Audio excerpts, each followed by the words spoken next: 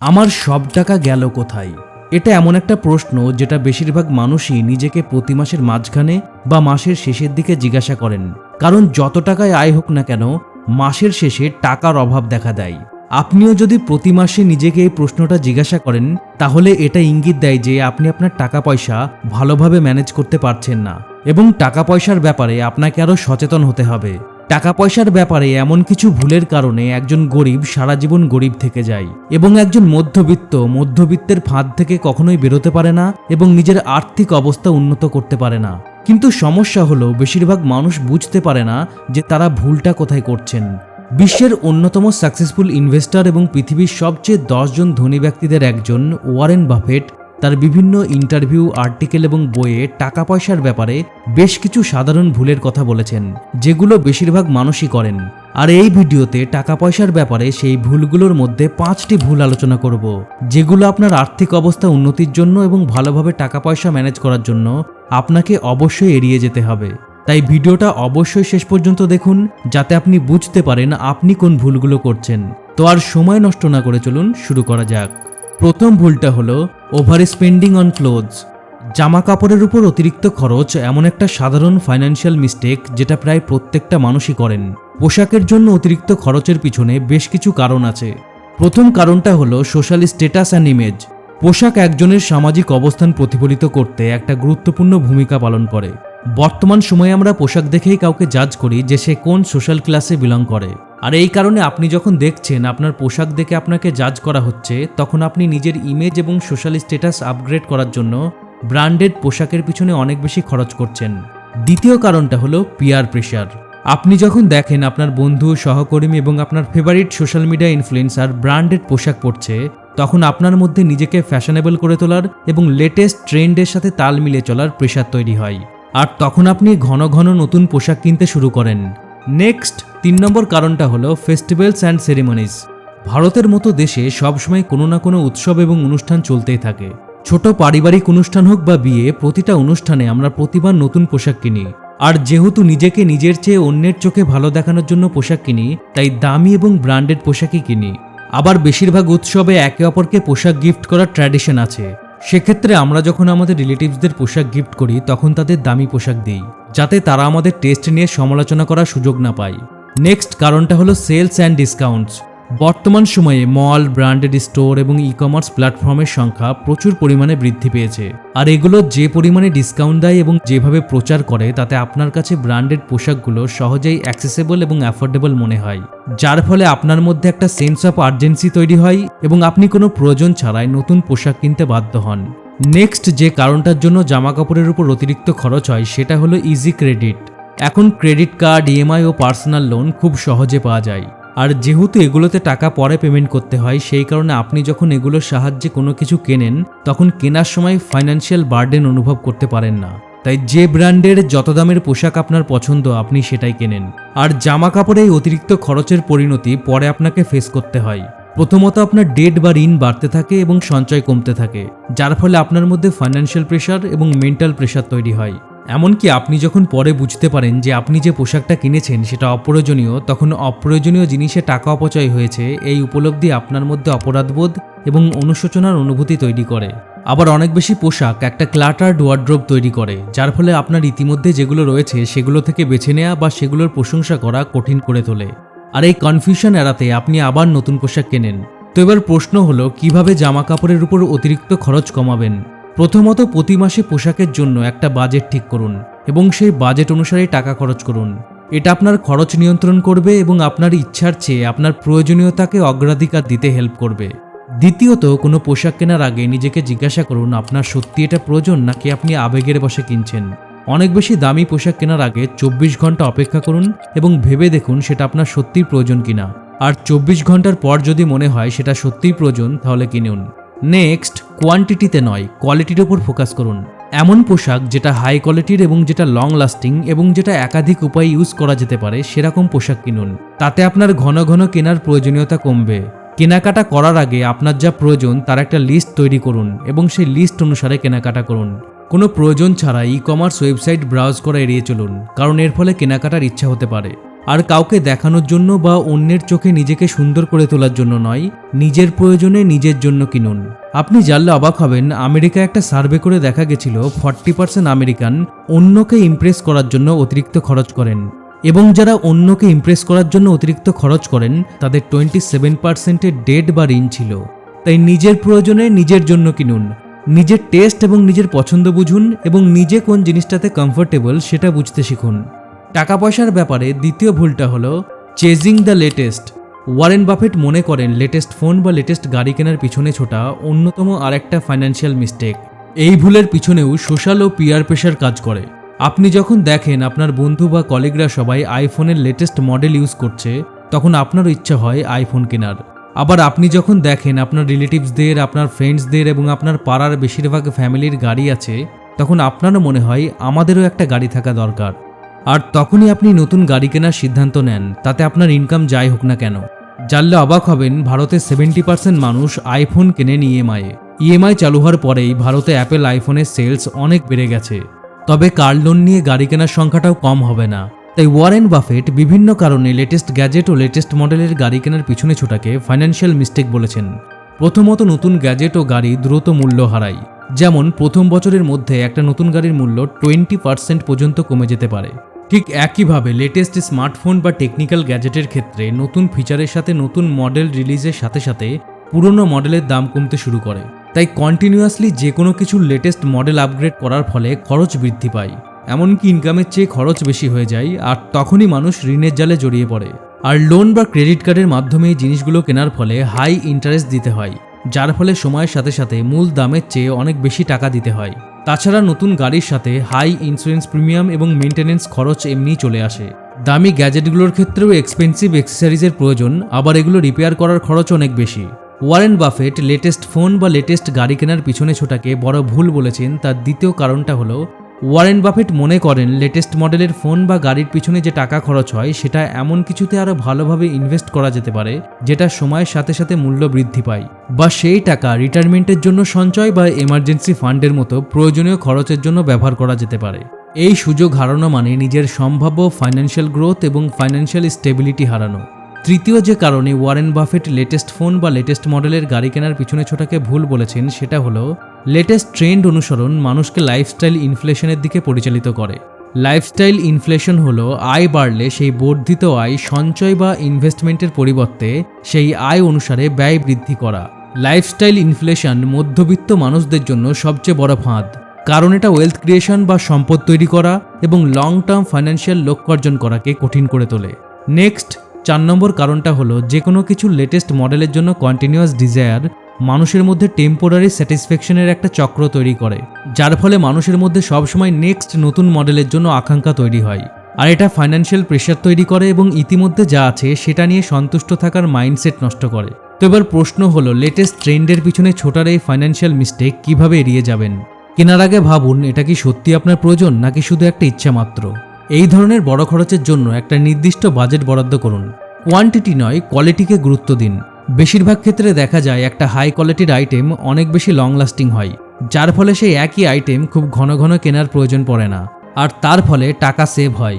Latest gadget বা কিছু কেনার আগে কয়েক মাস অপেক্ষা করুন। এটা করলে বেশিরভাগ ক্ষেত্রে দেখবেন সেই জিনিসটার দাম কমে যাবে এবং আপনি বুঝতে পারবেন যে এখন আর আপনার সেই জিনিসটার প্রয়োজন নেই। আর ম্যাটেরিয়াল পজিশন বা বস্তুগত সম্পদের পরিবর্তে এক্সপিরিয়েন্সে ইনভেস্ট করুন। নেক্সট 3 নম্বর ভুলটা হলো মেম্বারশিপ অ্যান্ড সাবস্ক্রিপশন। ওয়ারেন বাফেটের মতে জিম মেম্বারশিপ এবং সাবস্ক্রিপশন সার্ভিসগুলোর ক্ষেত্রেও মানুষ অনেক ভুল করে। এই ভুলের পিছনেও অনেক কারণ আছে। যেমন বছরের শুরুতেই অনেক মানুষ মহৎ উদ্দেশ্য নিয়ে জিম মেম্বারশিপ নেন, কিন্তু তারপর দেখা যায় 90% মানুষ রেগুলার জিমে যান না। এর ফলে জিম মেম্বারশিপের টাকা অপচয় হয়। কিছু জিমের মেম্বারশিপ অনেক বেশি এক্সপেন্সিভ হয়, আবার অনেক ক্ষেত্রে দেখা যায় জিম জয়েন করার জন্য লং টার্ম কন্ট্রাক্টের প্রয়োজন হয় এবং পরে সেই কন্ট্রাক্ট ক্যান্সেল করা যায় না। তো আপনি সবাইকে দেখে অনেক বেশি মোটিভেটেড হয়ে 1 বছরের জিম মেম্বারশিপ নিলেন, কিন্তু দেখা গেল 3-4 মাস পরেই আপনার সিচুয়েশন পরিবর্তন হলো। যেমন একটা নতুন জায়গায় শিফট করলেন বা আপনার কাজের টাইম পরিবর্তন হলো, কিন্তু এই সিচুয়েশনেও কন্ট্রাক্ট অনুসারে জিম মেম্বারশিপের জন্য আপনি টাকা দিতে বাধ্য হবেন। সেক্ষেত্রে আপনাকে সেই জিনিসটার জন্য টাকা খরচ করতে হবে যেটা আপনি আর ব্যবহার করছেন না। আবার কিছু জিম মেম্বারশিপের ক্ষেত্রে অনেক হিডেন ফিস থাকে, যেমন ট্রেনিং ফি, অ্যানুয়াল ফি, ক্যান্সেলেশন ফি। এগুলো জিম মেম্বারশিপ নেওয়ার সময় আপনার কাছে লুকানো হবে। তারপর জিম জয়েন করার পর এগুলো আপনাকে ধীরে ধীরে বলা হবে, যার ফলে জিমের জন্য অনেক এক্সট্রা খরচ হবে এবং আপনার বাজেট ফেল করে যাবে। তাই আবেগের বশে বা অনেক বেশি মোটিভেটেড হয়ে বা কাউকে দেখে জিম মেম্বারশিপ নেওয়ার আগে জিম করার অভ্যাসটা আপনার জন্য কতটা বাস্তবসম্মত সেটা মূল্যায়ন করতে হবে। দীর্ঘ সময়ের জন্য জিম মেম্বারশিপ নেওয়ার আগে আপনার পক্ষে রেগুলার জিম করা সম্ভব হবে কিনা সেটা ভেবে দেখতে হবে। হেলদি অ্যান্ড ফিট থাকার ইচ্ছাটা যদি আপনার ভিতর থেকে আসে, তাহলে জিম ছাড়াও আরও কম খরচের বিকল্প আছে, যেমন হোম ওয়ার্কআউট, রানিং বা কমিউনিটি স্পোর্টস। এগুলোর জন্য অতিরিক্ত টাকা পয়সা চাপ থাকে না। এ তো গেল জিম মেম্বারশিপ। এবার সাবস্ক্রিপশন সার্ভিসেস। সাবস্ক্রিপশন সার্ভিসকে ওয়ারেন বাফেট বিভিন্ন কারণে ফাইন্যান্সিয়াল মিস্টেক বলেছেন। অনলাইন স্ট্রিমিং, ম্যাগাজিন বা অ্যাপের সাবস্ক্রিপশনের বেশিরভাগ ক্ষেত্রে দেখা যায় সাবস্ক্রিপশন সার্ভিসগুলো অটোমেটিক রিনিউয়াল টেকনিক ইউজ করে, যার ফলে দেখা যায় ব্যবহার করা হয় না বা প্রয়োজন নেই এমন অনেক সার্ভিসের জন্য কন্টিনিউয়াসলি টাকা দিয়ে যেতে হয়। বর্তমানে সাবস্ক্রিপশন সার্ভিসগুলোর মান্থলি সাবস্ক্রিপশন অ্যামাউন্ট এতটাই কম যে একাধিক সাবস্ক্রিপশন নেওয়াটা অনেকের কাছে কিছুই মনে হয় না। কিন্তু বেশিরভাগ ক্ষেত্রে দেখা যায় মানুষ সাইন আপ করার পর সাবস্ক্রিপশনের ব্যাপারে ভুলে যান, আর তখন সাবস্ক্রিপশনের খরচটা অপ্রয়োজনীয় খরচে পরিণত হয়। আসলে আপনি আবেগের বশে কোনো অ্যাপ বা ওটিটি প্ল্যাটফর্মে সাবস্ক্রিপশন নিয়ে ফেলেন, তার প্রধান কারণটা হলো সাবস্ক্রিপশন সার্ভিসগুলোর এক্সাইটিং প্রমোশনাল অফার্স এবং ফ্রি ট্রায়াল আপনাকে সাইন আপ করতে বাধ্য করে। আবার কখনো কখনো সাবস্ক্রিপশন সার্ভিসগুলোর কম্বো বা বান্ডেল অফার দেখে আপনার সেটাকে কস্ট এফেক্টিভ মনে হয় এবং আপনি সাবস্ক্রিপশন নিয়ে ফেলেন। তাই কোনো সাবস্ক্রিপশন নেওয়ার আগে ভালো করে ভেবে দেখুন এটা কি আপনার সত্যিই প্রয়োজন। আপনি কি এটার সার্ভিস পুরোপুরি ইউজ করার সময় পাবেন? কারণ আপনি পরে ব্যবহার করার সময় পাবেন না এমন সার্ভিসের পিছনে টাকা খরচ করলে সেই টাকা অপচয় হবে। তাই আবেগের বশে 1 বছর বা 6 মাসের প্যাক নেওয়ার পরিবর্তে on the go option consider করুন এবং অবশ্যই অটো রিনিউয়াল অপশন বন্ধ করে রাখুন। কোনো রকম আর্থিক প্রতিশ্রুতি ছাড়াই একই সার্ভিস দিতে পারে এমন ফ্রি বা কম খরচের বিকল্পের সন্ধান করুন। আর সবার আগে সেই সার্ভিসের সাবস্ক্রিপশন বাতিল করুন যেগুলোর আপনার প্রয়োজন পূরণ করে না। ওয়ারেন বাফেটের মতে টাকা পয়সার ব্যাপারে 4 নম্বর সাধারণ ভুলটা হলো গ্যাম্বলিং। সবাই ধনী হতে চায়, অনেক টাকা উপার্জন করতে চায়, ফাইন্যান্সিয়াল ফ্রিডম অর্জন করতে চায়, কিন্তু সমস্যাটা হলো বেশিরভাগ মানুষ এই সব কিছু রাতারাতি চায় আর তার জন্য শর্টকাট উপায় খোঁজে। রাতারাতি কোটিপতি হওয়ার প্রচলিত সহজ ও শর্টকাট উপায় হলো গ্যাম্বলিং বা জুয়া। কিন্তু পৃথিবীতে হয়তো এমন ব্যক্তি নেই যিনি জুয়া খেলে পৃথিবীর সবচেয়ে ধনী ব্যক্তিদের লিস্টে আসতে পেরেছেন। তবে অনেক কোটিপতি জুয়ার মতো খারাপ অভ্যাসের কারণে নিঃস্ব হয়ে গেছেন। তাই ওয়ারেন বাফেট গ্যাম্বলিং বা জুয়াকে টাকা পয়সার ব্যাপারে একটা মারাত্মক ভুল হিসাবে বিবেচনা করেন। গ্যাম্বলিং কতটা ক্ষতিকারক সেটা সন্তানদের বোঝানোর জন্য ওয়ারেন বাফেট তার নিজের বাড়িতে একটা কাসিনো স্লট মেশিন ইনস্টল করেছিলেন। আসলে জুয়া প্রতিষ্ঠানগুলো একটা ম্যাথমেটিক্যাল অ্যাডভান্টেজের সাথে গেম ডিজাইন করে, যা হাউস এজ নামে পরিচিত। এটার ডিজাইন এমন যে সময়ের সাথে সাথে জুয়া প্রতিষ্ঠানগুলো যে পরিমাণ অর্থ উইনিং প্রাইজ হিসেবে দেবে সবসময় তার চেয়ে বেশি অর্থ জিতবে। তাই গ্যাম্বলিং বা জুয়াতে বড় জয়ের সম্ভাবনা সাধারণত খুবই কম থাকে। স্লট মেশিন হোক, পোকার বা স্পোর্টস বেটিং, এগুলোতে কন্টিনিউয়াসলি জেতার সম্ভাবনা খুবই কম। ওয়ারেন বাফেট মনে করেন গ্যাম্বলিং মানুষের বোঝার অভাব এবং দুর্বল ফাইন্যান্সিয়াল ডিসিশনকে কাজে লাগায়। বাফেট এটাও বলেন যে গ্যাম্বলিং কখনোই একটা সঠিক ইনভেস্টমেন্ট স্ট্র্যাটেজি নয়। অন্যদিকে স্টক বা বিজনেস ইনভেস্টমেন্টে একটা ভালো রিটার্ন জেনারেট হওয়ার, কর্মসংস্থান সৃষ্টির এবং সামগ্রিক আর্থিক উন্নয়নের সুযোগ থাকে। কিন্তু গ্যাম্বলিং বা জুয়া কোনো ভ্যালু ক্রিয়েট করে না এবং ফাইন্যান্সিয়াল গ্রোথে কোনো অবদান রাখে না। বেশিরভাগ ক্ষেত্রে জুয়া একটা জিরোসাম গেম, যেটাতে একজনের লাভ অন্যজনের ক্ষতি। কিন্তু ইনভেস্টিং, যে ইনভেস্ট করছে তার জন্য, কোম্পানির জন্য এবং সমাজের জন্য উইন উইন সিচুয়েশন তৈরি করে, অর্থাৎ যেটাতে সবার প্রফিটেবল হওয়ার সুযোগ থাকে।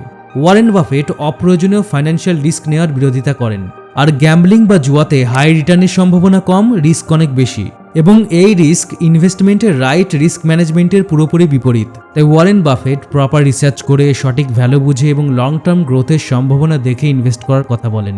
তবে কিন্তু ওয়ারেন বাফেট এটাও বলেন ইনভেস্টমেন্ট থেকে রাতারাতি অনেক বেশি প্রফিট অর্জন করার লোভ গ্যাম্বলিংয়ের থেকে কম কিছু নয়। তাই বিভিন্ন সোশ্যাল মিডিয়া অ্যাপে রাতারাতি ধনী হওয়ার যেসব লিঙ্ক আসে সেগুলো থেকে সাবধান থাকতে হবে। একটা কথা মাথায় রাখতে হবে, টাকা উপার্জনের থেকে টাকা নষ্ট করা অনেক সহজ। টাকা ইনকাম করার অপশনের থেকে টাকা নষ্ট করার অপশন অনেক বেশি, কিন্তু চয়েসটা নিজের।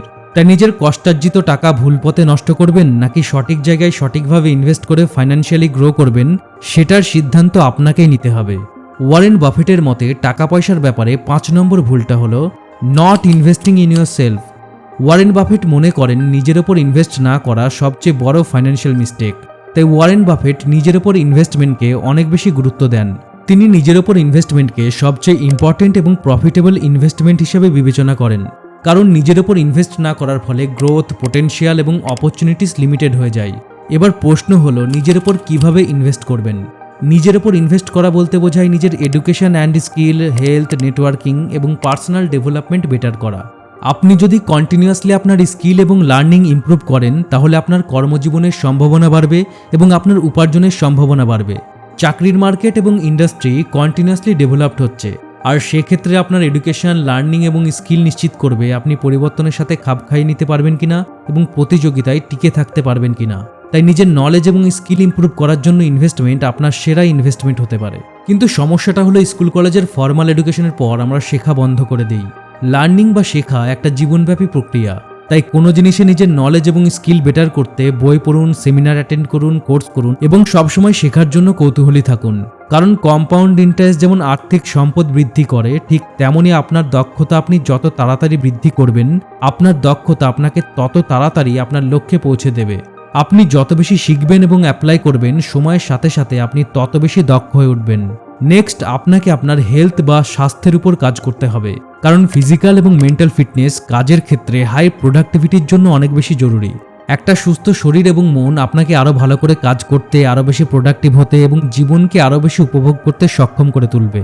অন্যদিকে স্বাস্থ্যকে অবহেলা করলে চিকিৎসায় বেশি ব্যয় হতে পারে এবং অসুস্থতার কারণে কাজ করতে পারবেন না, আর কাজ করতে না পারলে আয়ের সুযোগ কমতে থাকবে। তাই আপনার শারীরিক এবং মানসিক স্বাস্থ্যের উপর ইনভেস্টমেন্ট একটা দীর্ঘ লাভজনক ইনভেস্টমেন্ট। নিজের ওপর ইনভেস্টমেন্টের অন্যতম আরেকটা দিক হলো নেটওয়ার্কিং বা কমিউনিকেশন স্কিল। যে কোনো কাজের ক্ষেত্রে আপনি যত বেশি মানুষের সাথে ভালো নেটওয়ার্ক তৈরি করতে পারবেন, আপনার জন্য তত বেশি নতুন সুযোগ তৈরি হবে এবং সহযোগিতা ও পার্টনারশিপের দরজা খুলতে থাকবে। একটা স্ট্রং নেটওয়ার্ক চ্যালেঞ্জিং সময়ে ইমোশনাল এবং প্রফেশনাল সাপোর্ট দেয়, যেটা সেই সময় অনেক বেশি জরুরি। তাই বিভিন্ন মানুষের সাথে নেটওয়ার্ক তৈরি করা একটা খুবই ভালো ইনভেস্টমেন্ট। ভালো নেটওয়ার্ক তৈরি করতে নতুন নতুন মানুষের সাথে কানেকশন তৈরি করুন, তাদের এক্সপিরিয়েন্স থেকে শিখুন এবং তাদের দিকে সহযোগিতার হাত বাড়িয়ে দিন। পার্সোনাল ডেভেলপমেন্টের ফলে আপনার কনফিডেন্স এবং সেলফ রেসপেক্ট বাড়বে, আর এগুলো যে কোনো ক্ষেত্রে সফলতা অর্জনের জন্য অপরিহার্য কোয়ালিটি। নিজের ওপর ইনভেস্টমেন্ট বলতে নিজের পার্সোনাল ফাইন্যান্সিয়াল নলেজ ইমপ্রুভমেন্টকেও বোঝায়। তাই মানি ম্যানেজমেন্ট, বাজেটিং এবং ফাইন্যান্সিয়াল প্ল্যানিং, এই জিনিসগুলো শেখার জন্য টাইম ইনভেস্ট করতে হবে, কারণ এগুলো আপনাকে টাকা পয়সার ব্যাপারে সঠিক সিদ্ধান্ত নিতে এবং টাকা পয়সার ব্যাপারে যে কোনো সাধারণ ভুল এড়িয়ে যেতে সাহায্য করবে। তো এই ছিল ওয়ারেন বাফেটের মতে টাকা পয়সার ব্যাপারে 5টি ভুল। আপনি নিশ্চয়ই বুঝতে পেরেছেন আপনি কোন ভুলগুলো করছেন। আশা করি আজকের পর থেকে টাকা পয়সার ব্যাপারে আপনার ভুলগুলো বন্ধ করতে পারবেন এবং আপনার টাকা পয়সা ভালোভাবে ম্যানেজ করতে পারবেন। তাই ভিডিওটা হেল্পফুল মনে হলে ভিডিওটা অবশ্যই লাইক ও শেয়ার করুন, আর এরকম হেল্পফুল ভিডিও দেখার জন্য only few minute YouTube channel subscribe করুন এবং অনলি ফিউ মিনিটের ফেসবুক ও ইনস্টাগ্রাম পেজ ফলো করুন। ভালো থাকুন, সুস্থ থাকুন, অনলি ফিউ মিনিট দেখতে থাকুন। আমি আপনার বন্ধু Shakil. Thanks for watching. Have a good day.